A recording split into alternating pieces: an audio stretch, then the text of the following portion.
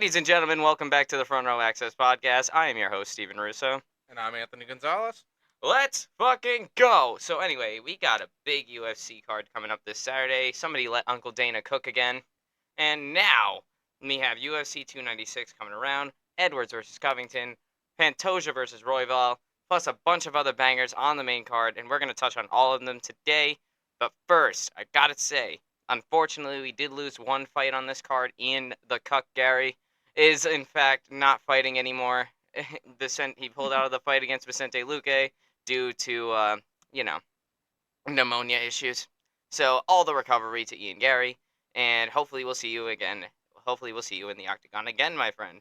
But we still have a banger of a main card, and plus, I'm going to touch on it a little bit later, but maybe Kevin Holland will step in and fight Vicente Luque instead. I'm kind of rooting for Darshman to go in there. Hell yeah. That'd be amazing to see. I'm anxious to see him back in the ring.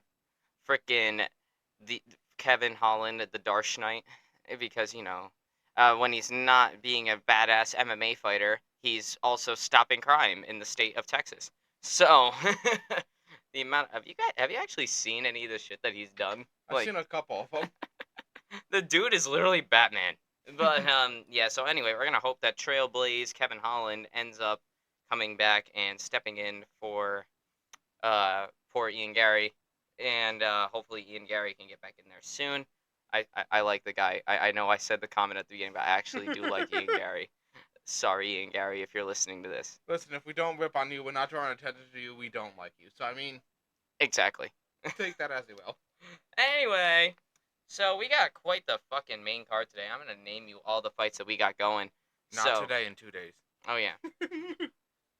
2 titles. Look at my dumbass. I'm thinking today's fucking Saturday. I fucking wish it was. Now, that just goes to show how excited I am for this shit. Anyway, so we're going to go over the fights on the main card right now. Also, the undercard is worth noting, though. We have Cody Glassjaw Garbrandt, and he'll be fighting, I forget, some nobody that he'll probably sleep. And then, of course, we also got... who else is on the fucking We prelims? will draw attention back to this if he gets knocked out and if this guy becomes in That title would be contention. hilarious. Brian Keller. I just got his name. But yeah, so Cody Glassjaw Garbrandt is going to be on there. Josh Emmett was supposed to fight Giga Chikadze on this, but yet again, Giga Chikadze decided to pull out of the fight. Dude's wasting his prime, I swear. He hasn't fought since Calvin Kattar put a fucking beating on him. Before that, he looked unbeatable. Well, I mean, if you took that beating, would you be... would you...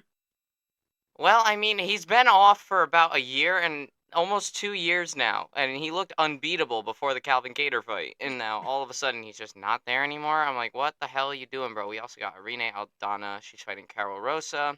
And our featured prelim, now that Josh Emmett and Giga Chikadze is not happening anymore, there'll be Alonzo Menafield versus Dustin Jacoby. Not as exciting, but still should be a pretty good one. But I'm still going to take Dustin Jacoby for that one. But, yeah, so prelims are worth noting, but there's more to note with the main card. Listen to this shit, guys. Who the fuck let Uncle Dana cook? Ready? So we got... Oh, shit. Oh, fuck. Wait. Guys, I just got a live update. Live update. Josh Emmett has been moved from the prelims. He is going onto the main card, and he's fighting Bryce Mitchell. Literally just got that now. You don't look. It's right there.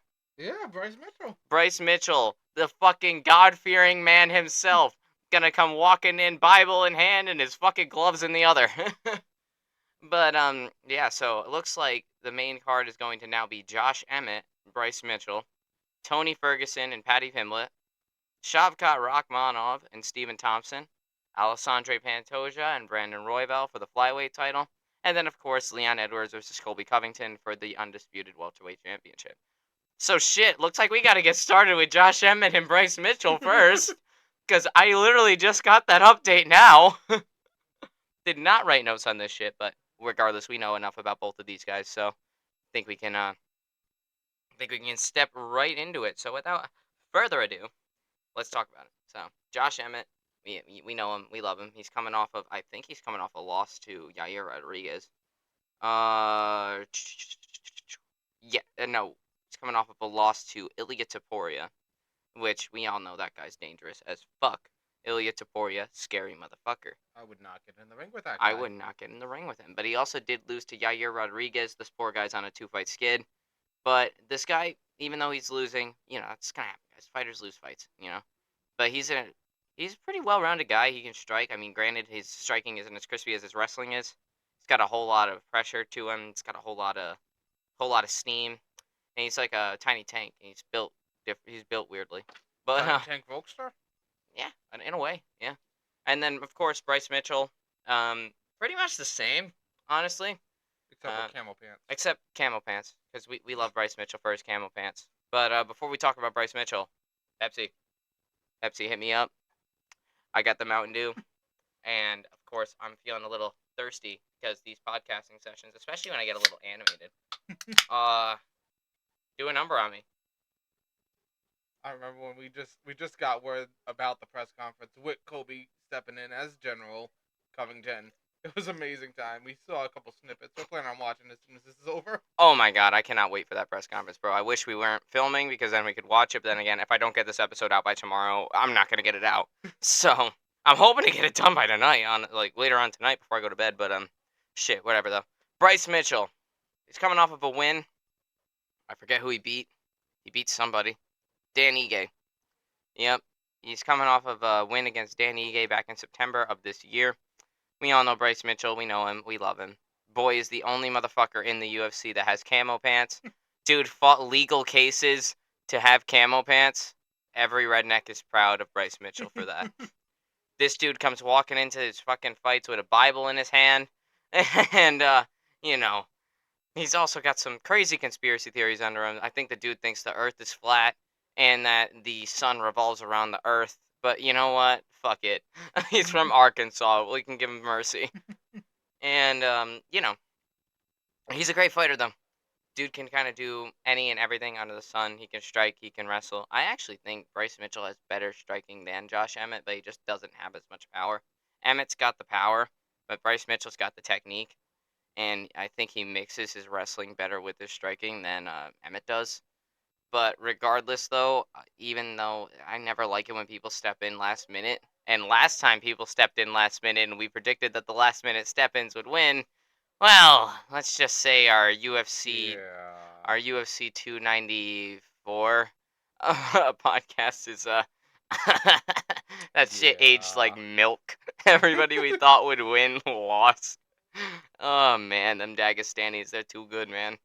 But regardless, I think we talked about that in the last episode, so I'm not gonna spend too much time on that. But I don't know. Bryce Mitchell's game is hell. Josh Emmett's getting old, but Josh Emmett had a full training camp, so I gotta say I think I'm gonna favor Josh Emmett just because of that. And plus, this dude's coming off of 2 losses, so I think he might want to win one. I don't know though. It should be a good fight though. So I'm gonna say it's definitely gonna be a good fight. Uh I really want it to be Bryce Mitchell, Mhm. but a full training camp does make a big difference. Whole So bunch of difference. I'm gonna say that he'll put up one hell of a fight, but he'll lose in the end.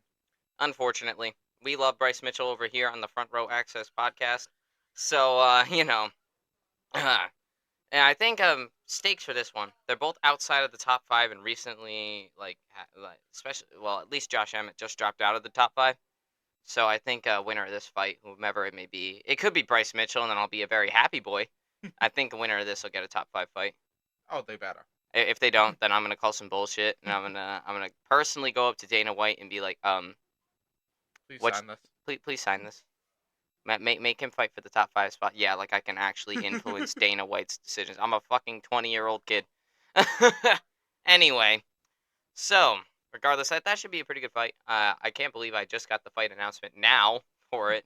Like legitimately, I was looking at the UFC fight card just for reference because eh, I wrote the notes backwards. I put the main event first and not the other fights on there first. It's okay. So We'll read bottom to top. No so problem. whoopsie daisy. But that's okay. But yeah, happy to see that. We both know enough about both of them, so I think winner of this should get a top 5 fight, definitely. If they don't, then well, And it will be a war zone in there.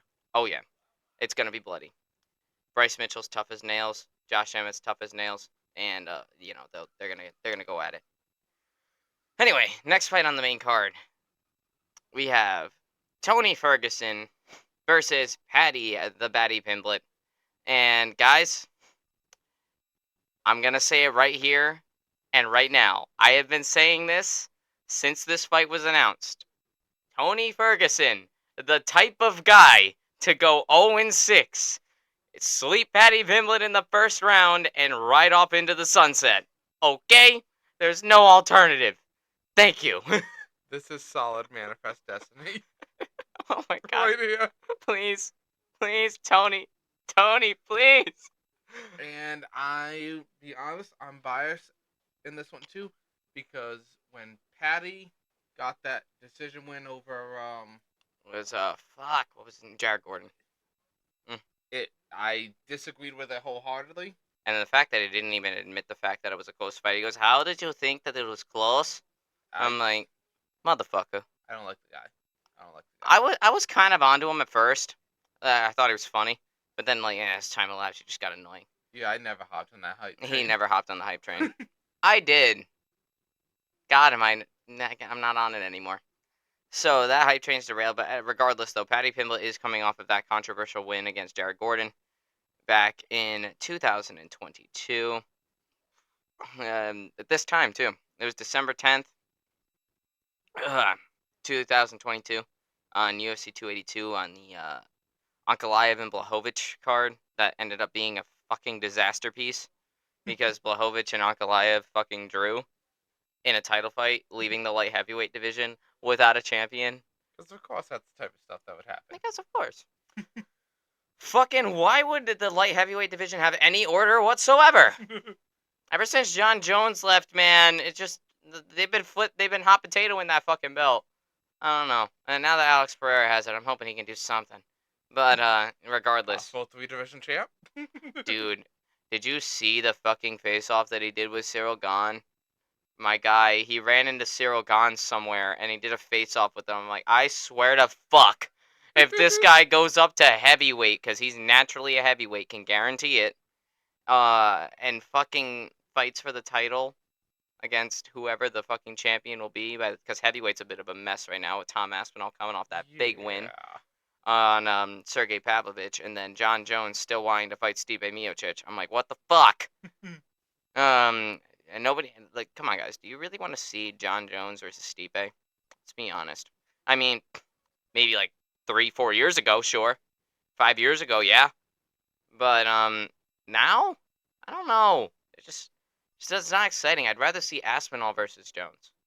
That's me. And plus, Aspinall's the interim champion anyway. Usually that guarantees you the next title shot. And as of right now, John Jones is saying, nah, I want to fight Stipe. I'm like, bro, we all know Stipe's going to retire after you fight him. Like, That's a retirement fight right there. that's a retirement fight. Doesn't matter.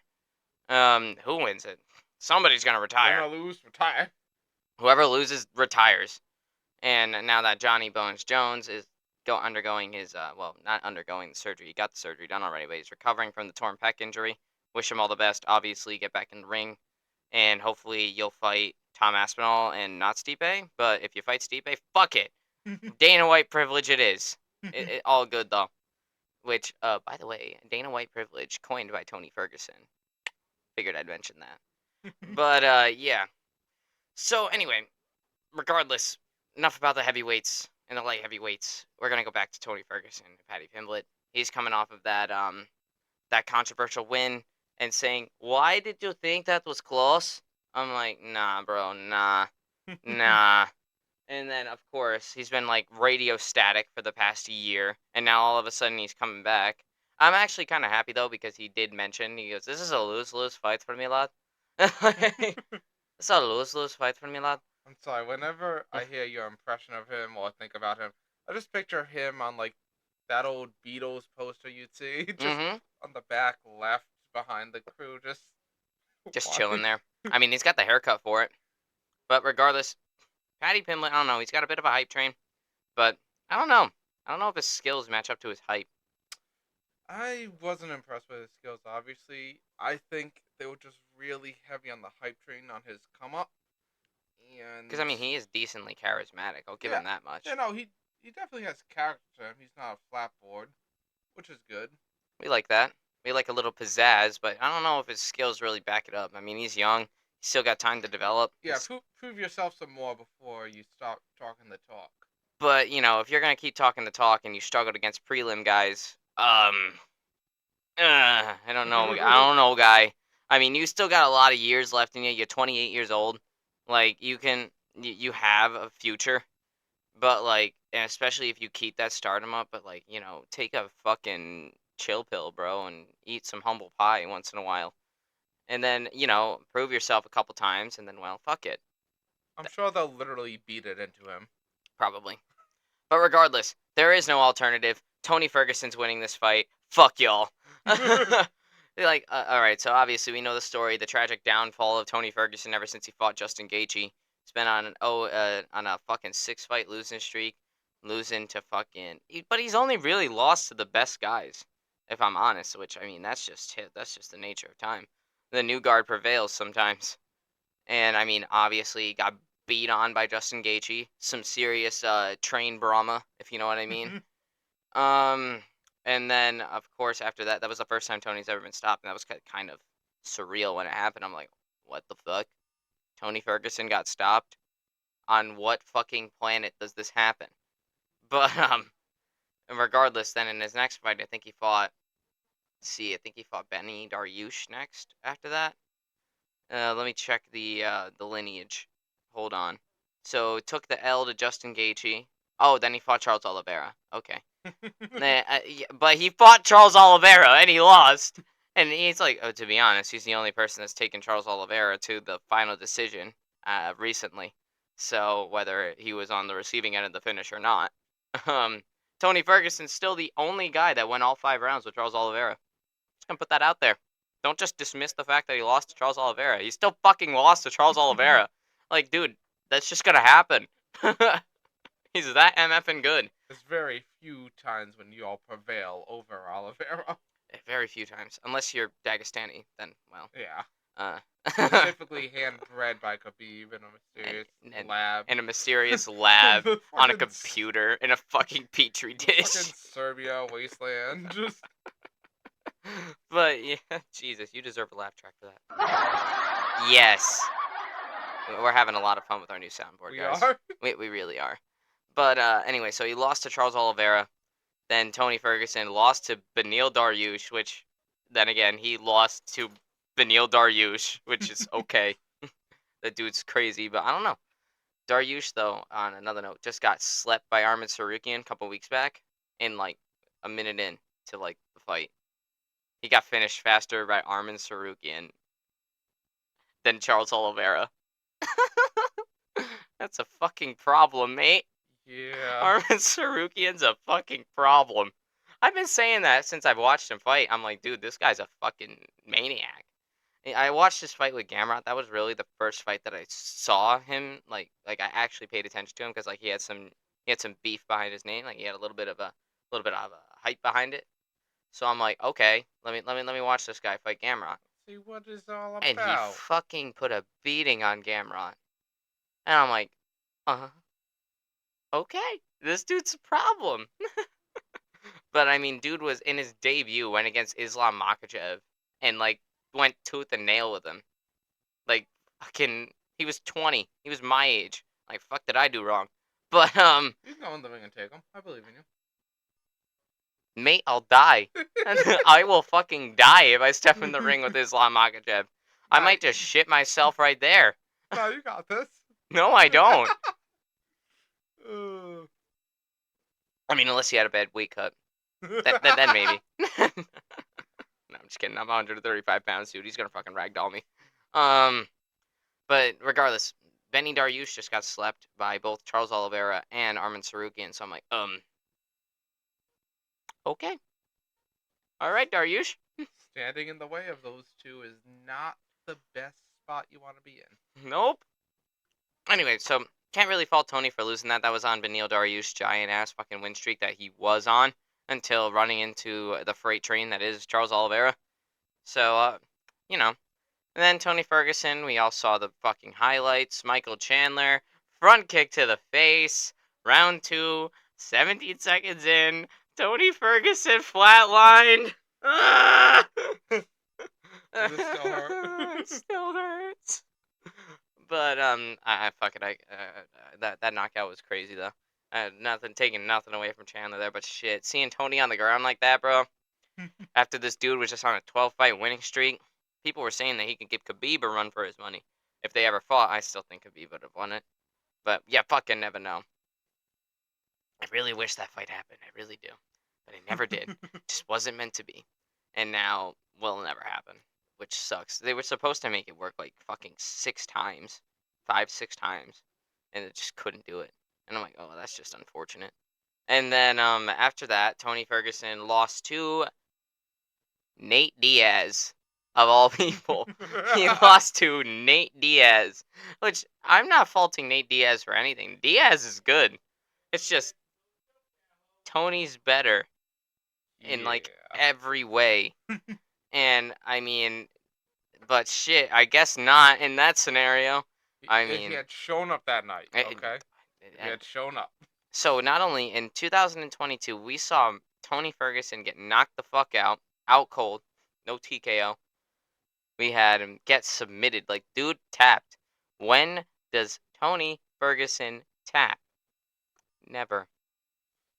I honestly think he might have given it to him though, because you know, it was Nate Diaz's last fight on his contract, and he caught him in that guillotine, and he's like, ah, fuck it, maybe I'll just give it to him. But that could just be wishful thinking. I don't know how tight a Nate Diaz squeeze is. I've never fucking felt it, but I know his jujitsu's fucking elite, so like probably pretty bad. And then of course this year lost to Bobby Green, got choked to sleep on UFC 291 to the dismay of everybody, and and then that just made the hatred for Bobby Green grow more and more after that because he talked mad shit going into that fight, and then he talked mad shit going into his next fight and won, and then then dude talked mad shit in his next fight, and then it was on the receiving end of probably one of the worst stoppages in UFC history that I've ever seen.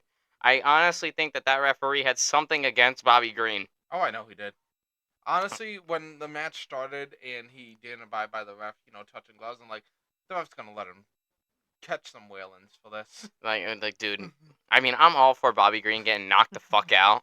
Don't get me wrong. I'm all for a beating on the receiving end, him being on the receiving end of a total fucking beatdown. But like, I mean, dude got what he deserved, but like, that was a little bit too much than what he deserved. It's a little Like, bit of humble pie. A little he only needed a little bit of humble pie. He bit. just needed a slice of it. Dude didn't need the whole fucking thing and half of the other one. But regardless, Bobby Green beat Tony Ferguson, and now Tony Ferguson went absolutely insane and brought fucking David Goggins to help him with this fight camp. If y'all don't know who David Goggins is, this dude is just, I'm pretty sure he's just not susceptible to pain. I don't know what the fuck he does. I mean, but the dude can just fucking go and just not care. Like, I don't know if dude's nerves are all there. Like, the guy can run like straight marathon. He could run for like 3 days straight and like not die. Like, I swear. Like, dude ran like a whole like 30 miles, I think, and he only had a water bottle and a sleeve of crackers, and he fucking did it. And I'm like, oh, what the fuck? This dude isn't human. It makes me wonder, like, is he actually being legit here? But I mean, the way he talks, I mean, he's a very motivational guy. Don't get me wrong, but like, dude, not all of us can run 30 miles with a fucking water bottle and a sleeve of crackers, dog. I'm sorry. But I'm pretty sure dude is just not susceptible to pain, or his mental is so fucking strong and he's been through so much that none of the pain phases him. He has a fitness program and he has everybody go through like this hell week. Nobody has been able to get through his fucking hell week, but Tony Ferguson did. And well, shit. Who's tried? How many people have tried? How many people have tried? But still, Tony Ferguson went through it. I mean, he fucking went and trained with the cardio machine himself. And well, damn, and I know David Goggins is like talking to him like, Tony, Tony Ferguson, you're stronger than this. You're stronger than this. Keep going. Pain is nothing. I can almost like imagine him saying that to Tony Ferguson, and Tony's like, yes, yes, yes, as he's like fucking dying. But regardless, I think David Goggins is even cornering him for this fight, and well, we'll see what happens. I mean, No joke if you got David Goggins training with you, bro. I'm just saying. Dude's a fucking maniac. It doesn't seem like something Pimblett could pull off. Patty Pimblett's too worried about Tony Ferguson blocking him on Instagram. Do you know how awful that'd be if he was Uh, blocked on Instagram by Ferguson? oh my god. He blocked me on Instagram. But yeah. Patty Pimblett's more worried about that, and I don't know. I saw a snippet of the fucking press conference, and they asked him a question. Look in his eyes didn't seem that convincing. I'll be honest. But of course, regardless though, Tony Ferguson wins this fight. Fuck you all. Patty Pimblett, you got plenty of time. Tony's gonna win this shit. He's fucking first round knockout. Calling it now. Also, try to be less big in your britches, Mr. Pimblett, because you're not as good as you're playing. You're not as good as the hype following you. You are good, but you got time to get better, and you gotta take advantage of that instead of, you know, Talking mad shit. yeah. Anyway, so that should be a pretty good fight. But there's no alternative. Tony Ferguson is winning this. I don't give a fuck. Fuck you all in the comments telling me Patty's gonna win. He's not. Patty really isn't gonna win. Yeah, So. no, he's not. But this one will be his wake up call. Then he'll start getting better, I think. But as of right now, this is Tony's night, guy. I'm sorry, this is Tony's night. And I mean, I don't know if you saw the clip. I showed you the clip of him in the interview where he's like, "What happens when I cut you?" And you see your own blood. He's gonna go crying back to mommy after that. I'm like, damn. So anyway, and of course, he's an American going against a Brit. Fucking Team America, bitch. Let's go. Let's go. I said it on my way over here. Britain's gonna have 2 losses today. Fuck yeah, they are. We'll talk more about that later. We will talk about that So later. we got more fights. Anyway, so moving on from that, we have another banger coming up on here, right? We got Steven Wonderboy Thompson and Shavkat Nomad Rachmanov.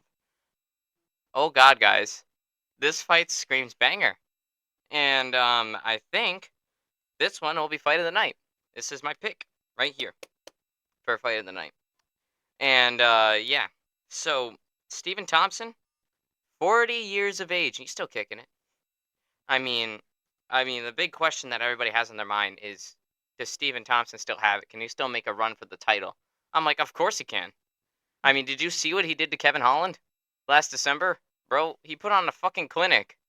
And then we now saw why everybody decided to grapple with him, lay on top of him, and just dominate him the whole fight. Because if you stand with Steven Thompson, your fucking ass is grass, bro. You're asking for it on 2 feet. Like, dude, if you're on your feet against Steven Thompson, this guy's an undefeated kickboxer, guys. He's like 57-0 in kickboxing, some bullshit like that. I mean, dude went tooth and nail with Tyron Woodley back in the day when he was younger. And guess what? Both Tyron Woodley and Steven Thompson were in their prime.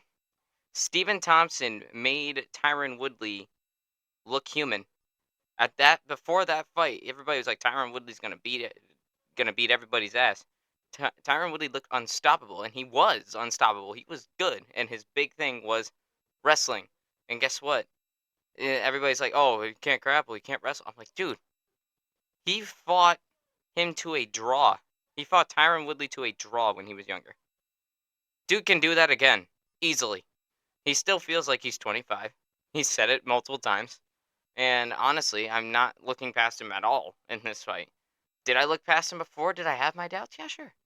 But after I saw what he did to one of the young guns and Kevin Holland, I'm like, this dude can still hang. Being newer to the sport than obviously you and not having as much time in it, I never did doubt Steven. Mhm. Because when I see the way that they fight in the ring, I think that says a lot about them. And the way I see it is some people have it and some people don't. And Wonderboy definitely has it. Definitely Easily. has it. And a lot of people are like, oh, he's 40. He's 40. He's 40. I'm like, dude, Glover Teixeira looked a whole lot older than 42, and he still won a title against Jan Blachowicz, who was also 40, or no, 39 when he won the title. I'm like, dude, Jan Blachowicz and fucking Glover Teixeira became champs much later on in their prime, their prime career, you know. So that just makes me think to myself, and then of course that Kevin Holland fight was all I Amazing. needed. That was all I needed. That was like, even though it was one of the last fights, 22, that was up there for like fight of the year in 2022, and it was put on. It was like a fucking clinic from Stephen Thompson. I mean, Kevin Holland did good in the first round, but round two, three, four, and eventually stopped in the fifth. It was all Stephen Thompson, man. So, but here's the thing, though. I'm not gonna try to shove off Shavkat though. This dude, I have it written in the notes here. It is in ink and paper, right? Shavkat's fucking scary. Okay, this dude's terrifying. He's good everywhere, and I see no holes in his game. If I'm honest, this dude is 17-0, and all of his finishes have come. All of his wins have come by finishes. He had knockouts, submissions. He's got them both. I think he has like 9 submissions and like 8 knockouts, some bullshit like that. And like 5-0 in the UFC, 17-0 professional record. And I'm like, what? Excuse me? What did Uzbekistan produce? And dude comes in there with the fucking fox hat on and looks pretty dope. I can't even lie. But the dude's scary. The dude's legit, and he's number 5. But here's the thing. He kind of struggled getting that number 5, if I'm honest. He struggled against Jeff Neal. And not trying to discredit Jeff Neal for anything, but he struggled against Jeff Neal, who was the lesser of the top 10, top 5 at the time. And like anybody that you could match, I don't even think he was top 5. I think he was like number 6. But the way that Shavkat finished him propelled him to get to number 5. But I mean, it was a standing rear naked choke. When the fuck do you see that? But regardless, he struggled against Jeff Neal, and I mean, if you struggled against Jeff Neal, my friend, I don't know. I mean, I'm not to discredit your training or anything, but like, how are you gonna hang with a guy like Stephen Thompson, who's been in it for a while? How are you gonna hang with other guys in the top 5, like Gilbert Burns or Bilal Muhammad or even fucking Colby Covington? Like, how are you gonna hold up? We're gonna be able to see, obviously, coming up. But when it comes to UFC, and like you said, 5-0 UFC, 5-0 UFC, yeah. so there's levels to the game, and this feels like just a shot, just charging down the line. Yeah, they're trying to get him to skip everything. We don't know what he'll be able to penetrate of those levels, Mm-hmm. and this is definitely gonna be a huge tax. I mean, dude has looked good in his fights, but he still struggled. And like, I don't know, with the way Stephen Thompson handled somebody that was younger, I think he's the same age as Shavkat, maybe a year or two older. But I don't know, man. Uh, I, I can't discredit Stephen Thompson for this, but I'm not gonna say. I think he's. I mean, he does struggle in the grappling department. Shavkat does have that, but like, how's Stevens fucking takedown defense going? You know what I mean? How good is it now? I mean, he's been getting better. His last his last couple of losses to Gilbert Burns and Bilal Muhammad were all because his takedown defense straight failed him. And then he was able to get ragdolled the whole fight. But here's the thing. I think Shavkat, since he wants to keep that finish streak going, I think he's gonna want to go out there and finish Stephen Thompson. I think he'll definitely be down to stand and bang with him. And I'm sorry, if you're gonna stand and bang with Stephen Thompson, give me Stephen Thompson. But if he does manage to take him down and submit him, I could see that happening too. This. All right, so the fight odds for this one are like very very fucking lopsided to Shavkat's favor. He is a minus. Let's see, I wrote it somewhere on here. He's a minus 650 favorite over Stephen Thompson. I'm like, okay, that's just some bullshit. All right, that's basically saying that Shavkat's gonna mow through Stephen Thompson. I don't think he's mowing through Stephen Thompson. I'll be honest. I mean, if he does, the way to it would be the ground. But then again, how does Stephen's ground game look? You don't know. You don't know. He gets better every day. And Stephen Thompson's still one of those puzzles in the welterweight division that Not everybody can solve. Like, yeah, people were able to solve it by taking him down and laying on him the whole fight, but, like, the minute they were in fight and they were in standing exchanges with Stephen Thompson was winning those exchanges. Just, the control time did more for the judges, and therefore they awarded the decision to both Bilal and Gilbert Burns.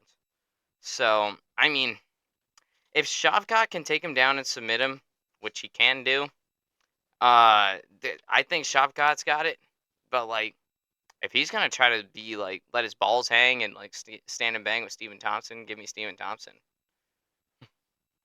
So I know Thompson's your man, so I understand what you're saying, and the way I'm gonna phrase it is, if you're on your feet with Thompson, he's gonna hurt you. Big time. He's gonna hurt you a lot, and he can get the win that way. If he smartens up and starts taking him to the ground, and gets the finish by submission and whatnot, Which he can definitely do. I'm gonna say that he'll have over Thompson there. Yeah, I'm still gonna favor Shavkat to win the fight, but here's the thing: I don't think it's gonna make Stephen Thompson look bad, and I'm gonna No. be rooting for Stephen Thompson. Yeah. So I think Shavkat's got it, but to be fair, it's closer than it seems. It's It's basically not a negative 600. he's not a negative Blah, blah, 600 blah. favorite. He's not. He's not. He struggled against Jeff Neal, man. Like, I mean, I'm not discrediting Jeff Neal. Jeff Neal's a great guy. He's a good fighter, but like, It's a lot like saying, like, those odds would be fair for certain people. Certain people who have proved themselves and have that background and that pedigree. John Jones, for one. mhm, I'd give that to Oliveira versus some of them. mhm, Makachev, even. mhm. Dude is good. Volk, Dude is good. they're really good. You know they're good. You can tell just by Just by how they watching him. fight and looking at them. Yep. This guy just doesn't seem to have done enough. His record looks fucking spotless and clean.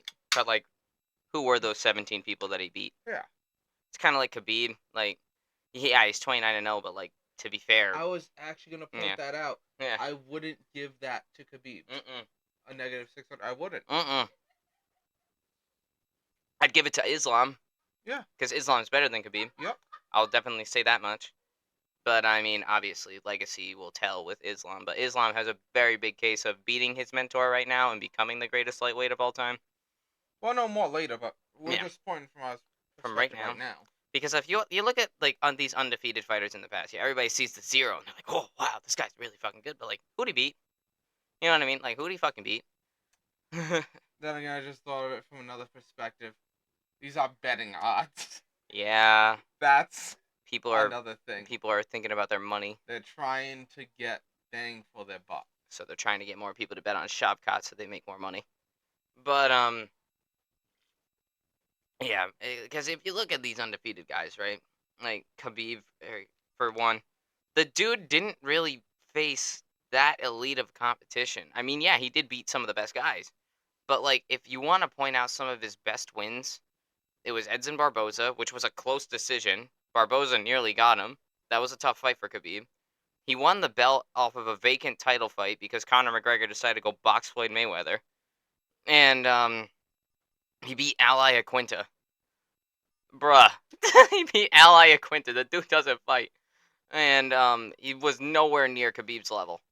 And then, of course, obviously, when he got the title and defended it, he did beat the best guys. He beat at the time. He beat Conor McGregor when Conor was still very much kicking it. Just wasn't active. Fuck you, Conor. Love you, Conor.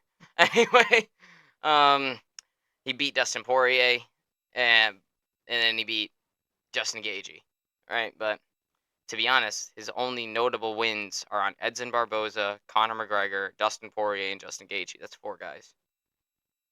He's 29-0. Yeah, I was gonna say what's the 29? He's 29-0, and he beat 4 top-level guys. Now, granted, if Khabib had stayed and not retired when he's 32 years old and gave more, I can almost guarantee he would have went on to beat a couple of people. He might have even beat Charles Oliveira. He might have beaten Beneil Dariush. Maybe he does fight Tony Ferguson, and Tony Ferguson doesn't go on the skid, and he beats Tony Ferguson. But because of like that, you can't really look at his 29. What if he fucking loses to Michael Chandler? like, like you don't know. Like, he could have beaten him. He could have beaten all those guys. Obviously, he had the skills necessary, but For that, I can't always because a lot of the big Khabib fans, I hear y'all in the comments. It's 29-0. Khabib's the GOAT. I'm like, look at his record. Don't just look at the zero and the people that he beat at the time. And plus, those people that he beat were favorable to his fighting style. Khabib's a pressure wrestler.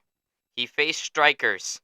And, like, obviously, grappling versus striking, 9.5 times out of 10, grappling beats striking any day of the week. So, I mean, and yeah, but I beg you to look at his record. Yeah, but there's a zero there.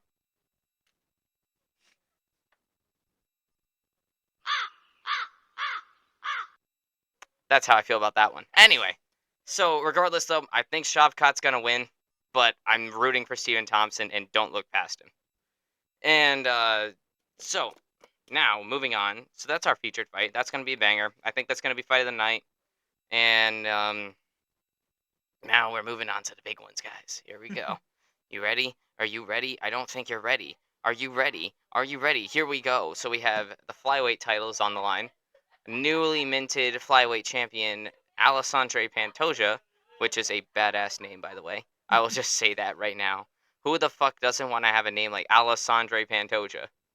Like, bro, listen to that. That sounds badass. But anyway, newly minted flyweight champion Alessandre Pantoja is facing off against one of his old rivals in Brandon Royval. This is their second time fighting. They fought back in 2021, and Pantoja came out with the win against Brandon Royval. I forget exactly by what means he did it by. I want to say it was a decision. Let me go and, excuse me, check the record book real quick. Yeah, it was a submission. Round 2, minute 46 in. So anyway, that was 2 years ago. Brandon Royval is not the same guy from 2 years ago, but dude also has a very new career. This guy hasn't fought a lot of big guys, and the big guys that he fought eventually climbed to the top of the mountain and used him as a stepping stone in a way. Because I mean, he did face off against Brandon Moreno.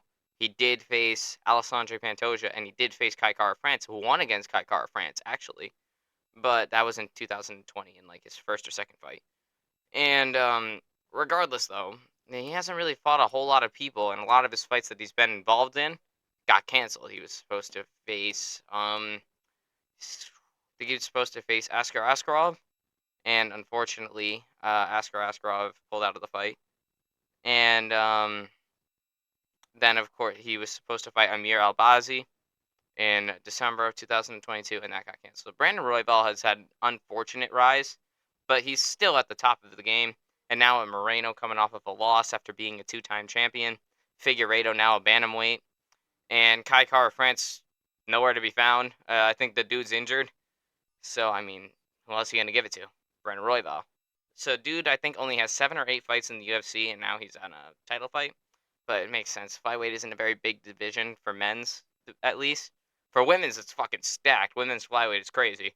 But men's flyweight, not so much. Ever since Mighty Mouse and Henry Cejudo left the division, yeah, it's kind of been a little. It's been the Moreno Figueiredo show for about 3 years now. Yep. And, I mean, they have 4 fights to prove it. 4 great fights that you should totally go and watch, by the way. I did love that rivalry. That was a good rivalry. A lot of people don't really see it as that. But I'm like, guys, that was like the first time the UFC ever thought that a fight was worth booking 4 times. Like, how many times does that happen? I mean, everybody loves to say the best rivalry was like Conor Khabib and John Jones and DC. I'm like, John Jones and DC fought twice, and John Jones destroyed in the second fight, especially. The first fight a little bit closer, but still destroyed. Conor Khabib only happened once, and the only reason why everybody loves to say that is because it did the most pay-per-view numbers. They never fought again. I know Conor's been scratching and clawing to get that rematch. He never will, unfortunately. I'd love to see him. I'd love to see a rematch between the two of them, but like that's never gonna happen. So Khabib's out. Khabib's out forever. So the closest you can bet on is Islam Makhachev and Conor McGregor, because then that might just make Khabib angry enough to go, I want to beat this guy again. I want to beat this guy. I want him to tap like chicken once more. This guy does not learn. But that could make Khabib angry and start coaching again. But doubt that'll ever happen. But then again, UFC's giving him fucking Michael Chandler, and if there's anybody, like I've said in the past, if there's anybody at lightweight that Conor McGregor can knock out in the top 5, it's Michael Chandler. And well, If that happens, I can almost guarantee you they're gonna catapult him into a fucking title shot Oh yeah. because he's Conor McGregor. So he's got the McGregor drive, but regardless, And fuck Conor McGregor right now. then he'll probably leave the division, not with the title, and then do like kickboxing or some other shit. Mhm. Something that's not UFC related. Yo, imagine if he went and did fucking jujitsu matches. Conor McGregor in jujitsu matches, bro. I mean, Conor did just get his black belt in jiu-jitsu not that long ago, so congratulations to Conor McGregor. He also brought his 5th kid into the world. I'm like, Jesus Christ, man. You're trying to make a whole football team of your offspring. Shout out D. Devlin going through labor 5 times in rather fucking rapid succession. Anyway, enough about McGregor, though. Let's get back to the co-main event. So, yeah, definitely go back and watch Moreno and Figueiredo. All 4 of the fights. Very good. And you know how the story ends. Moreno eventually tries to move on from Figueiredo and face Alessandro Pantoja, which he had lost to twice before, and Alessandro Pantoja beat him again, just like a fucking Alex Pereira to Israel Adesanya. And that's Alessandro Pantoja to Brandon Moreno, and and yeah, so he lost the fight. Unfortunately, we love Moreno here. Moreno, if you ever want to get on the podcast, let us know. Yeah, seriously, we love it. But we love Brandon Moreno here. So it was very sad when he lost, but that fight was a banger. Happened back at UFC 290? Yeah, 290. On the Vulcan Yair card. And Moreno came up short, but that shit's probably fight of the year. I'll be honest, guys. Shit is fight of the year. Right now. Top running. It's either that or Vulcan Islam the first fight. The second fight, well, we know how that one went. Anyway, regardless though, now the division is attempting to move on without Brandon Moreno this time. So now we have Alessandro Pantoja versus Brandon Royval, and Royval's been pretty good, but like I still think he's really young, and I think he still has a lot left to do before he can really get to that championship caliber level of a fighter. Another one of those types where you don't know how far they're gonna penetrate into the division because they haven't had enough experience to prove themselves. Yeah, and I mean, he hasn't. I mean, granted, I feel for the guy. He hasn't. A lot of his fights that he was supposed to have got canceled, and I do like Brandon Royval, but like, problem is, I just don't think he's got the. I just don't think he's got the He doesn't have the credentials. oomph yet. I don't think he's quite got the oomph yet, but I can almost guarantee you we're going to see Brandon Royval in a flyweight title fight again. No doubt about it. Might even see him in it a couple of times. No, we don't know. He could also beat this. I still very humbly remember the freaking Edwards Usman first fight I saw with the Salt Lake City knockout. I Their second fight, head I kick go burr. Yeah, the first one I saw. I don't think I saw the first You never one. saw the first. Yeah, that was kind of boring. Usman hugged him the whole time. Well, what do you expect? But yeah, I counted him out that whole thing. 5 rounds. Never know what happens. And then fucking last minute of the final round, we're gonna get into that in the fucking main event talk though. But regardless, though, I mean, I'm overlooking. I feel as though I'm overlooking Royval a little bit. The dude is good, but like, I just think Pantoja's better. Well, I don't think it's overlooking. I just think there's not enough to look through yet. Yeah. And at the same time, like, you can even mirror him to Leon Edwards because Leon Edwards did have had an unfortunate stint where like he had a lot of fights get canceled. He had a lot of split decisions and draws that probably didn't make any sense to him. And ruined his momentum a little bit, despite him being like top 5 in the welterweight division for a long time before he got a fucking title fight. He definitely deserved it, but like it took him a fucking long time to get there. It's because the UFC doesn't think he's marketable, and he also had an unfortunate stint where a lot of his fucking fights got canceled. He was supposed to fight Jorge Masvidal on the UFC 269 card. I was actually excited for that fight, Georgie. and fucking, I think Jorge got fucking COVID and pulled out. Somebody got COVID and pulled out. It was either Leon or no, obviously it was either Leon or Jorge, but one of them got COVID and pulled out, which sucked because that would have been a great fight to have on the card, along with the co-main event of Amanda Nunes and Juliana Pena, and then of course Poirier and Oliveira. That would have been a great fight to have on that card, but unfortunately, it never materialized, and it will never materialize now because Jorge Masvidal is gone. BMF no more. That belongs to Justin Gaethje. Anyway, But that's just it. I got Pantoja, man. I think he's gonna win, but I don't think Brandon Royval's gonna look bad. So I think Pantoja's actually gonna end up winning a decision. I I But it'll be a war. I think that Pantoja is gonna win. I don't know if he'll get to a decision. Honestly, I like him that much. I'll be honest, and I don't know too much about the other guy because he doesn't really.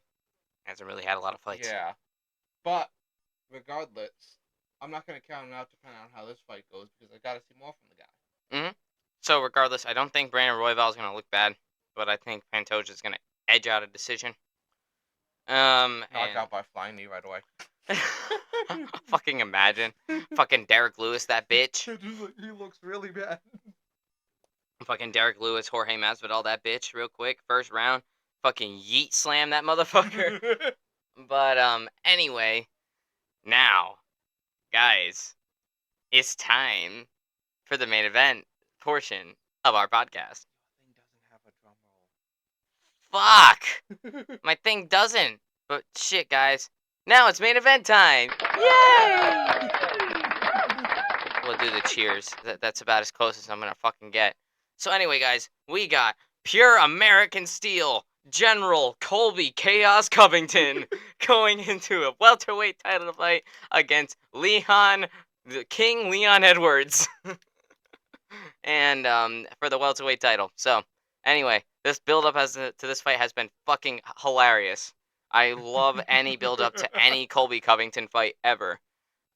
Big fans of Colby Covington here on the Front Row Access podcast. Fuck you, computer, telling me your battery's low. My battery's low too, motherfucker. It's finals week.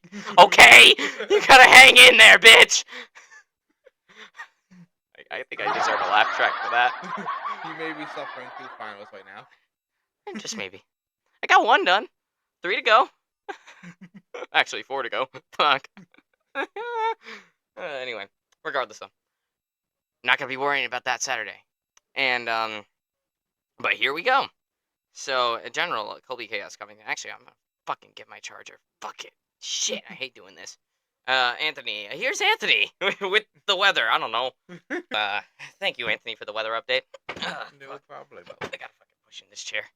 Anyway, here we go. So, General Colby Chaos Covington going against King Leon Edwards for the welterweight title. That's where I was at last time. Yep. So, the build-up to this fight has been absolutely amazing. I love Colby Covington. I love Colby Covington build-up to every fight. And holy fuck, this fight's close. This is gonna be a good fight. This is gonna be a really good fight. This fight's fucking close, guys. I want to actually make sure that this is plugged in. I think that's the charging thing, right? Plugged in. Yep. All right, yeah, we're good. All right, guys, you guys don't die on me. I'll never let go, Jack. And there was room for 2 on that fucking door. I don't give a shit. Anyway, so build up to this fight, super fun. Build up to any Colby Covington fight, super fun. And I've just been a gigantic fan of Colby's antics lately. The dude is just fucking hilarious, guys. If you're getting offended by Colby Covington, you're giving him what he I was wants. gonna say you're supposed to. You're supposed to hate him. The dude's a heel, and you just have to understand that. The dude plays a character. I don't know why you guys haven't really thought about this And point. you gotta remember this: when Trump goes in that octagon And wraps that belt around Colby Covington. because that is who we are rooting for here. I can say I like him more because he's more charismatic. Oh, for yeah. sure. He's charismatically an asshole. He's a Which everyone loves an asshole. the world always needs a good heel. I'm just saying, you need somebody to root against. But in this case, we're just doing the contrary. We're rooting for him. But everybody's like, "Yo, who's Colby fought, man?" And you're right. But guess what? He took pound for pound #1 prime Kamaru Usman to his fucking limits twice. Okay, motherfuckers. And some will even argue that he won that second fight. I might be one of those people that argue he won the second fight. The first fight, obviously, it was very definitive. He knocked him out. Nah, but a lot of people's like, early stoppage. I'm like, no, that wasn't an early stoppage. Colby's jaw was fucking broken. Alright, he was Dunyan rings. And, but regardless, though, he took pound for pound #1 Kamaru Usman, prime Kamaru Usman, to his fucking limits, okay? Like, you cannot just scoff at that. everybody else that Kamaru Usman went against, he mowed through. Mowed through Jorge Masvidal twice. I mean, granted, the first time he just stomped on his foot the whole time, but he still dominated. He fucking finished Gilbert Burns with a jab. All right, like Kamaru Usman was like running through motherfuckers. Only person he couldn't really run through, Colby Covington. Colby's good, guys. This guy's a collegiate level NCAA Division One champion wrestling for Oregon State, I believe he went to. Which Oregon State's just known for their wrestling. So if he's Division One best wrestler in one of the best wrestling colleges, I don't know what to tell you. Don't know what to tell you. Not to wrestle him. Don't wrestle him. I mean, everybody likes to look at Kamaru Usman, the best wrestling. Dude, he was only Division Two if you look at the collegiate scale. But here's the thing: he's been wrestling since he was 3. Colby started when he was, I think, in high school. So more time in the game, you're gonna get a little bit better. Fuck it, regardless of your division. But anyway, so Colby hasn't really fought in a while.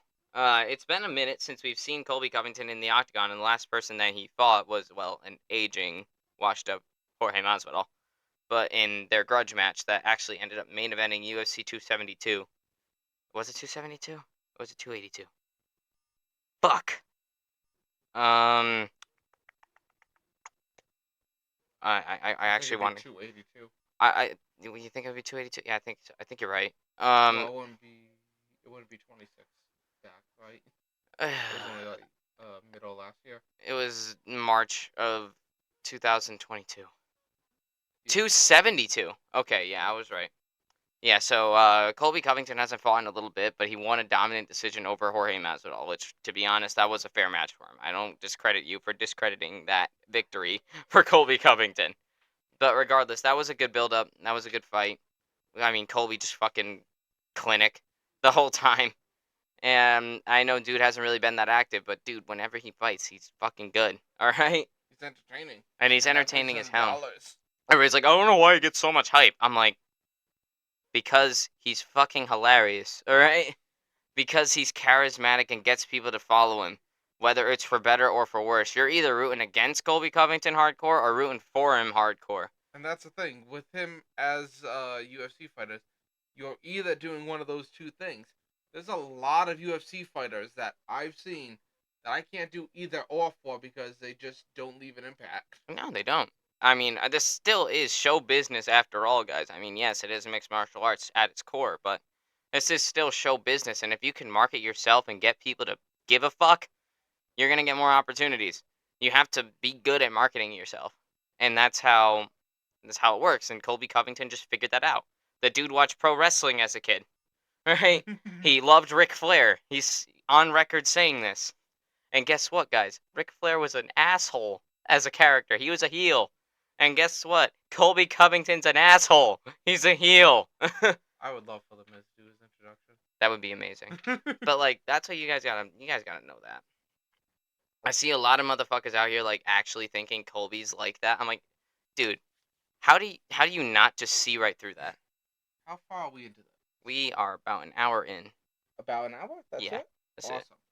I think it's a good time to break down the character of the people who don't get it yet of our good, what is he, General Covington? General Colby Covington. Yep.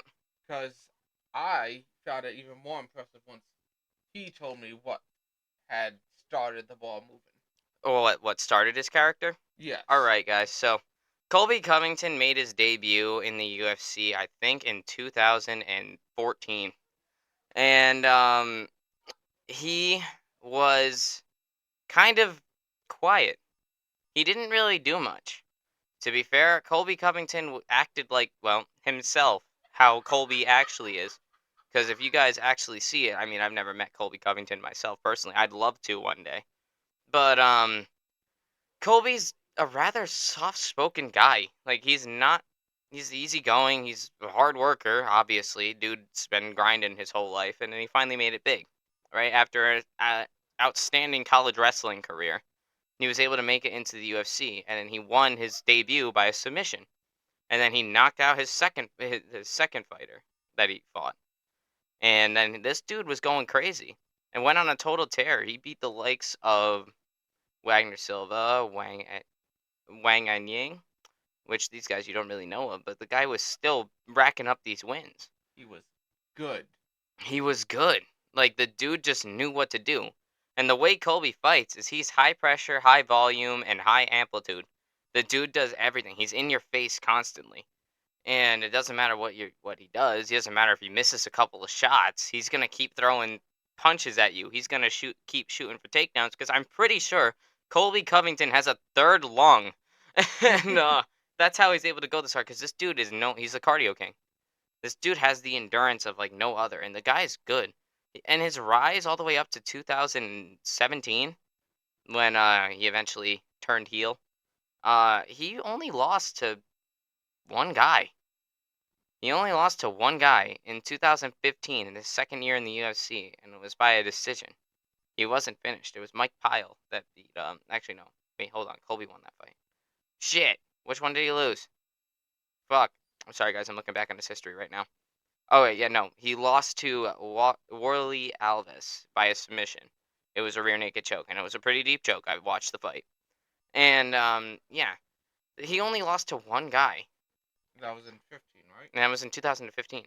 Other than that, he beat everybody else, and then eventually he made his way into the top 10 of the welterweight division.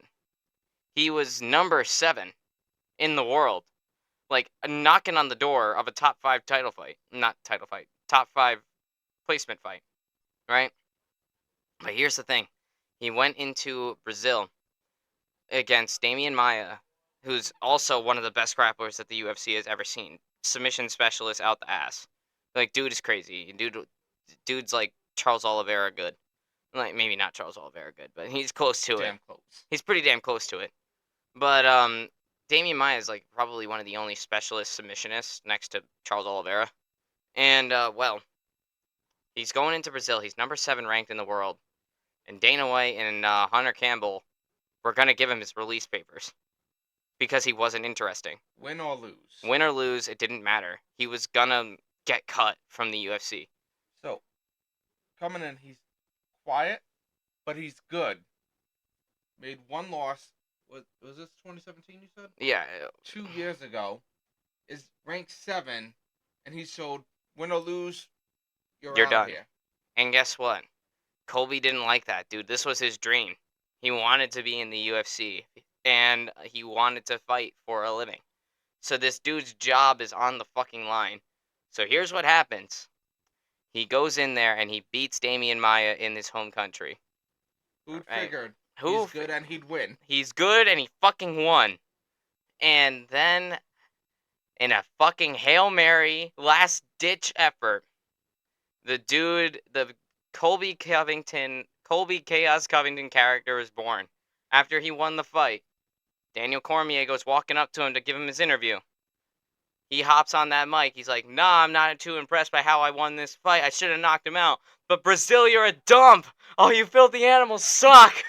And then the dude absolutely just turned heel. He goes, I don't care what happens. I'm gonna go in there and I'm gonna take what's mine. That welterweight belt.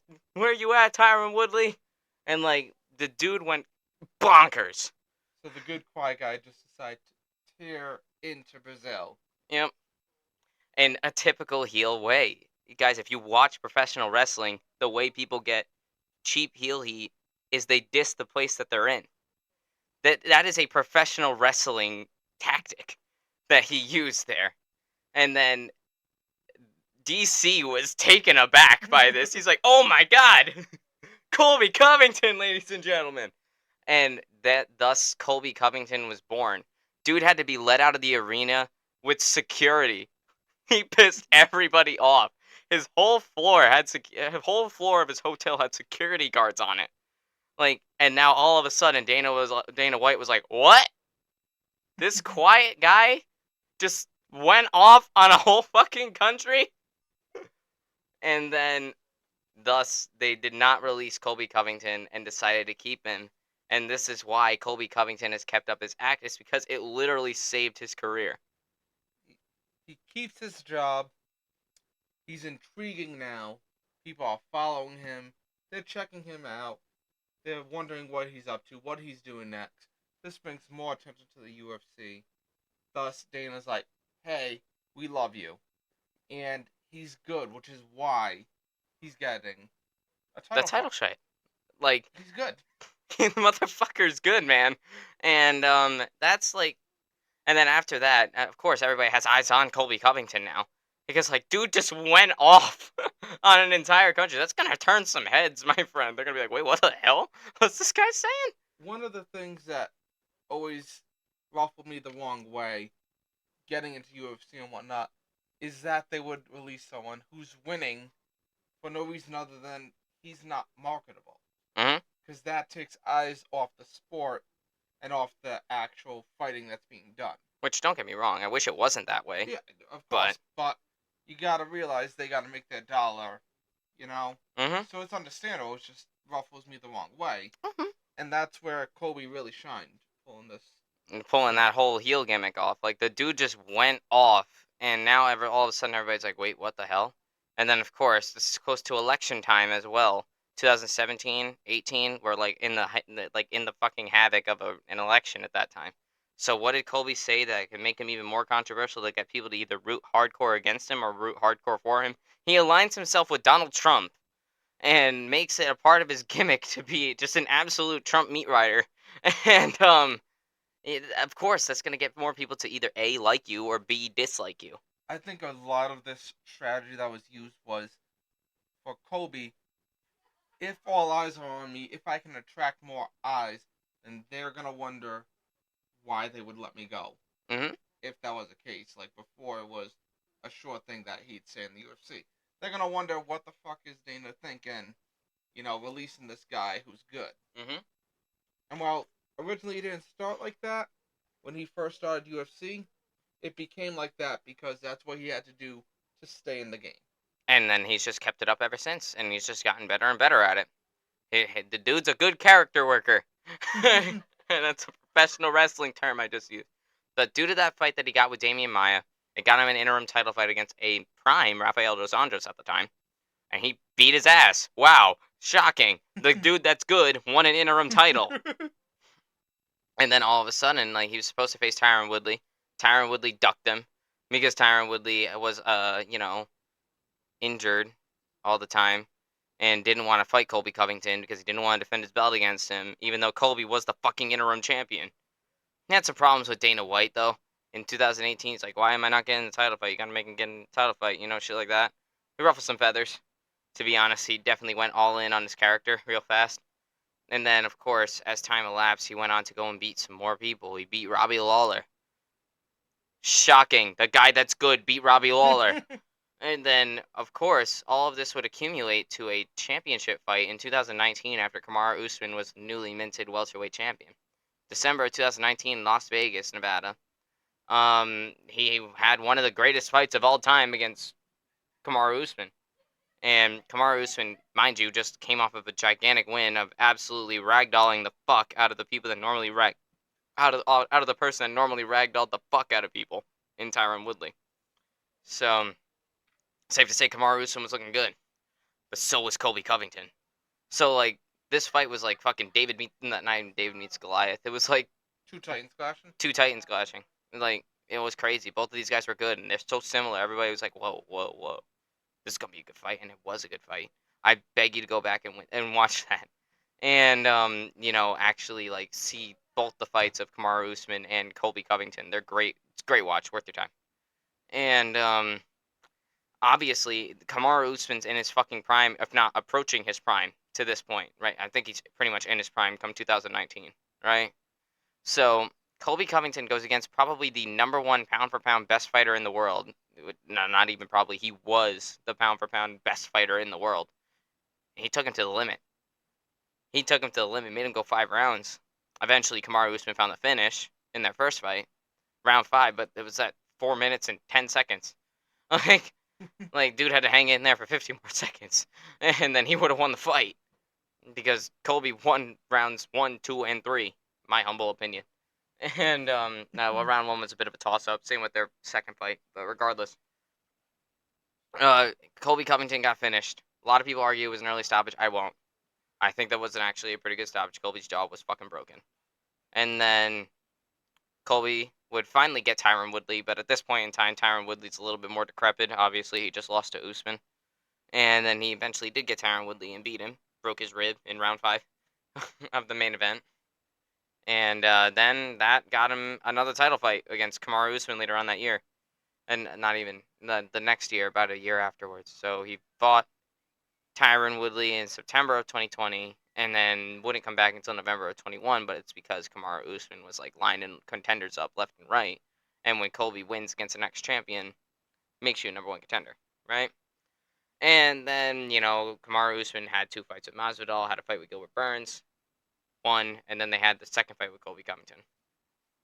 Another banger, another fucking banger. At this point, Kamaru Usman is like top of his game. The dude's killing shit. Dude's ripping, killing shit up into cut. Once again, Colby gives him a run for his money. And I think he won round 3 and 4. And 3, 4, and 5. But round 1 was a toss up. So which I kinda gave to Usman though. But three was a bit of a toss up. I lean more towards Colby. And he definitely won rounds 4 and 5. 100%. Because Colby tends to come alive towards the end of a fight. Just because he's an absolute cardio fucking machine. And then, of course, lost the decision to Kamaru Usman. And then, of course, had the fight with Masvidal. To be honest, that fight didn't really need to happen, but it did a good amount of numbers, so fuck it. So fuck it. Grudge match against Jorge Masvidal. And then Colby Covington beat him, but then 3 weeks later, Jorge Masvidal would fucking mug Colby Covington. Like, give him the straight run up on him and punch him in the face a couple times because he talked mad shit at the press conference, because of course he did. It's Colby Covington. And, Colby pressed charges, which can't blame you for it. But, at the same time, you talked a lot of shit, but. Yeah, so this whole this whole story we're telling you about is so that you understand the Kobe Covington story about a guy who's good, and when that wasn't doing it for him, he had to develop a character to stay in the game that he loved doing, and he remained good, which is why this is happening now. Exactly. And Colby remains good. No matter what fight he's in, he's always looked good. A lot of people will say he hasn't fought anybody in the top 5. I agree. I wish he would fight more people in the top 5. But when you're fighting legal battles all the time, and when you're fighting legal battles with Jorge Masvidal, and a lot of people end up getting booked before you're able to get to him, that's unfortunately what's going to happen. But regardless, that's why Colby had to go down the route that he's going down. And gotta let you know, he's playing a character. Sure, can his character get annoying? Yeah, to some people, of course it can. But guess what? He's supposed to be annoying. You're doing him a favor by giving him the attention. Because no matter what, even if you love him or you hate him, you're paying attention to him. What's that Hollywood saying? There's no such thing as bad press. Mm-hmm. It's true, because the more eyes on you, the bigger your influence. The more you reach out, the more you propel forward. That's simple.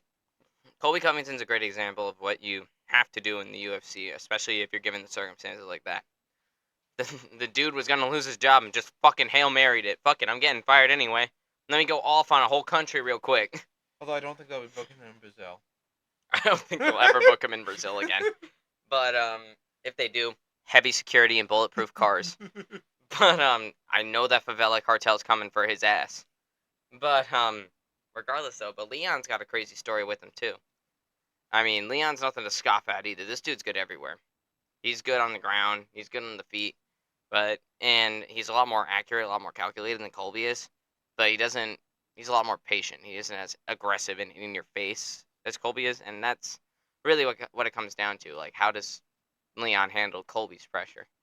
I mean, everybody's like, Colby Covington and Kamaru Usman are similar fighters. They're both the same weight. I'm like, I argue that Colby Covington's more aggressive than Kamaru Usman. Yes, Kamaru Usman stalks you, but he does just that. He stalks you. Colby blitzes at you. And, I mean, yeah, I'm not going to doubt Leon's accuracy. He could easily catch Colby Covington. And he does leave his chin wide open, especially when he goes on wide fucking barrages of punches. But guess what? You're still dealing with a barrage of punches. So, it's really going to come down to how that will happen. Plus, Colby's going to come in with the wrestling, obviously. Leon's just got to do that takedown defense. And his takedown defense looked good against Usman, but Usman didn't look good against Leon in the last fight. He really didn't. He was a little bit shaken up. As I mean, Leon did just fucking knock him out a couple months prior. I was gonna say when it came to that last fight, both of them honestly didn't perform like I wanted. I was hoping for more from each, one from a newly crowned champion and one from someone who wants their championship back. Mhm. I don't feel I got that with that last fight.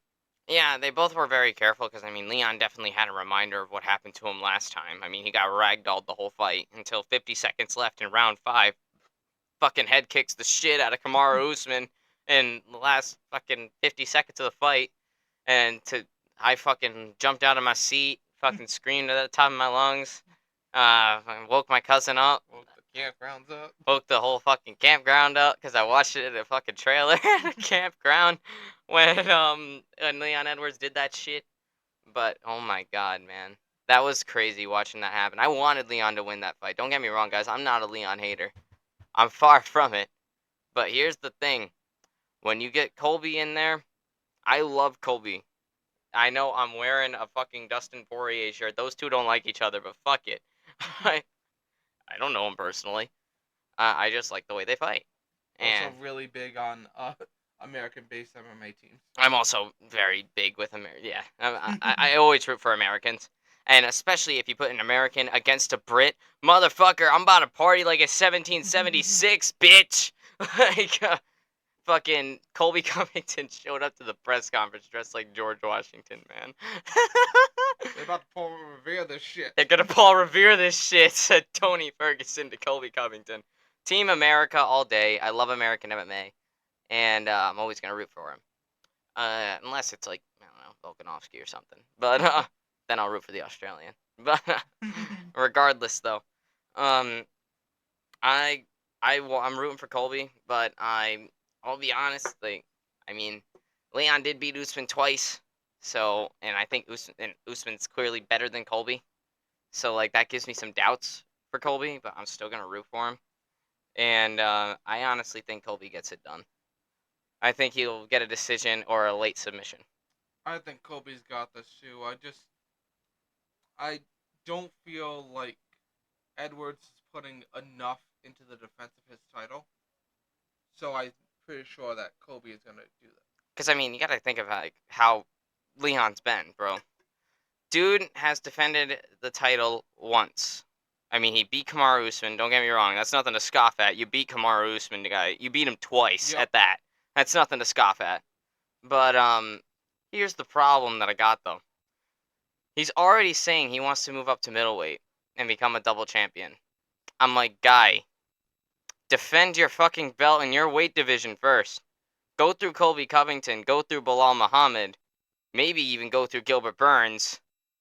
Then we can start talking about you going up to middleweight and facing Sean Strickland. Assuming Sean Strickland retains his title against Drake Duplessis in January, which I think he probably will. It's sort of like you're in regards to this and the double champ status, especially. You're not Volkanovski, okay? Exactly. You have not mowed down all competition in your league with a really hostile amount of aggression where there's just no one left to challenge you, really. And you need to be that guy in your division before you think about taking another division, in my opinion. Because, I mean, you gotta think about it. Look at what Volkanovski was doing, man. He was dropping featherweights left and right. Even, like, fucking making a mockery of Max Holloway, who's, once again, one of the greatest featherweights to ever do it. And he's right there with Volk. But, like, the fact that Max Holloway beats everybody except for Volk just goes to show how much better Volk just is. Same thing, in my opinion, with John Jones. hmm With the light heavyweight. Dude, he mowed through everybody. He eventually left the division saying he was going to debut to heavyweight. It took him 3 years to bulk up to heavyweight, which makes fucking sense. You got to put the weight on and keep the weight on. At that point, what you gonna do except for try something else? Yeah, because Volk was mowing down motherfuckers left and right, man. And, like, you can't be going up and challenging when you only have one title defense against the guy that you already beat. It's the same with, like, I got a problem with Islam doing this too, because Islam said Yeah. he wants to move up to welterweight now. I'm like, guy, You beat Charles Oliveira. Once again, nothing to scoff at. You beat Charles Yeah. Oliveira. But, like, your only 2 title defenses have been against somebody that wasn't even in your weight division. Exactly. Guy. And if Volk didn't step in the October fight, he would have probably would have beat Oliveira again. As much as I hate to admit it. But, of course, we'll never know. The fight never happened. But, assuming that it went the same way that it went with Volkanovski, then your only few title defenses have been against the ex-champion and a featherweight. The guy that you beat twice, the guy that you beat for the title, and then beat him again. It's not enough of a pedigree to your name for you to Move up to welterweight. realistically do that. I mean, Islam looks great, and I honestly think he beats everybody else that's in the top 5, but do that first. And then you can go to welterweight and challenge whomever the champion is at the end of this, whether it's Leon, whether it's Colby. But, like, just then you can. Like, go ahead and beat Justin Gaethje. Go ahead and beat Dustin Poirier. Beat Michael Chandler. I don't even say you like beat Charles Oliveira again if you want to, but I think the better and I mean Islam just recently said that he doesn't know if he wants to even. I mean, as much as I want to see Oliveira and Islam fight again, he said I don't know if I want to do that fight because he already beat Oliveira and he already beat Sarukian. So Wait, they're not going to give Oliveira a chance at his title? I mean, they haven't officially said that yet. This is just what Islam said. This is a couple weeks ago after Sarukian knocked out Beneil. And we all know Islam already went against Sarukian in the past. And he goes, I'm not really interested in rematches against Charles or Armin. He wants Justin, which I mean, you're kind of picking the better fight for yourself. If I'm honest, Yeah. but I mean, you're the champ. I guess you can do that. But regardless, though, I don't know. I think they're still gonna give it to Charles Oliveira because I mean he already was supposed to face him. But if you want to talk about like what'll do better for like Islam Makhachev as a legacy, like you give him Justin Gaethje, you know. But I mean we don't know. We're not gonna know for a long time. So we'll see what happens. They're already talking about Justin Gaethje going against Max Holloway. I don't know. The whole lightweight division's a bit of a bit rocky right now. I mean, with Armin Sarukian just coming in, Dustin Poirier just getting knocked out, Justin Gaethje saying he's next, Charles Oliveira saying he's next. It's just like, and then Beneil getting knocked the fuck out. In my mind, you got to take both those fights before you think about Moving up, division. like dude's already like, I think I want to go up to welterweight. I'm like, guy, what are you doing? You have barely defended it in your own division. You beat Volk twice, which fucking good on you, man. You Right? beat Volk. You beat Volk twice. You beat Charles Oliveira. You're already That's fucking amazing. You're already that MFing good. Why not go mow through Justin Gaethje next if you can? I'm rooting for Gaethje though, but if that fight gets confirmed, but go ahead and mow through Dustin Poirier. Like once again, I'll root for Dustin in that one, but do I favor them? Mm-mm. Mm-mm. But you know, I'm an American boy. I'm gonna root for my Americans. Yeah, I'm an American boy. I want to root for the Americans. So you know, that's how it is, and I don't really like the fact that Edwards is talking about moving up to middleweight. Like beat Colby and then beat Bilal, and then maybe you can, because then that's good. You beat Colby and you beat Bilal, and especially if you beat Gilbert Burns, then you're gonna really make your case to move up to middleweight. But then again, Sean Strickland's got to defend that title in his weight class too. The whole double champ thing, I'm like almost like fucking cussing Connor out for it. For making it a thing because nobody really focused on being a double champ like that until Conor McGregor did it. Because Connor was the only one who's like, I want to win every belt. Give me your belt. I want it. Shut your fucking mouth, kid. You do nothing. I want your belt. How do you like my McGregor impression? Isn't I it great? think it's pretty good. Um, 85, 90% of the way there. yeah. But regardless, if it wasn't for Conor McGregor doing that, then I don't think a lot of people would even be moving up in championship weight like that. I mean, we've had Israel Adesanya challenge for light heavyweight golden before, but that also made sense. He was mowing through middleweights. But shit, bro. That's just how it's gonna go. But regardless, though, this is gonna be a great fight. It's gonna be a good dynamic. They both seem confident in their abilities, both Colby and Leon. They both think that they can beat the other guy, but ultimately, man, I'm gonna root for Colby, and I think he might get it done. And then we'll see what fucking happens after that. But I'm not gonna scoff out Edwards though. This is gonna be a good fight. And even if Edwards wins, I'm not going to be too upset. I do like Leon Edwards after all. So, to be honest, I win it either way. But Honestly, it's a win either way. yeah, because we're going to win in the end. It's just more of a win if it's If it's America. Colby. And anyway, guys, so that is going to do it for today's episode. I hope you enjoyed, of course. Tune in for the next one. Pepsi, hit us up. I'll market your product perfectly. And then, of course, if you have any suggestions, you can email us, frontrowaccess15@gmail.com. Follow us on all our social medias. Same thing, just a rendition of it. And, of course, we'll see you guys at the fights, and we're going to upload our immediate reactions, hopefully. And we'll see y'all at the fights. And, haha, we're clear, motherfuckers. Wrong sound.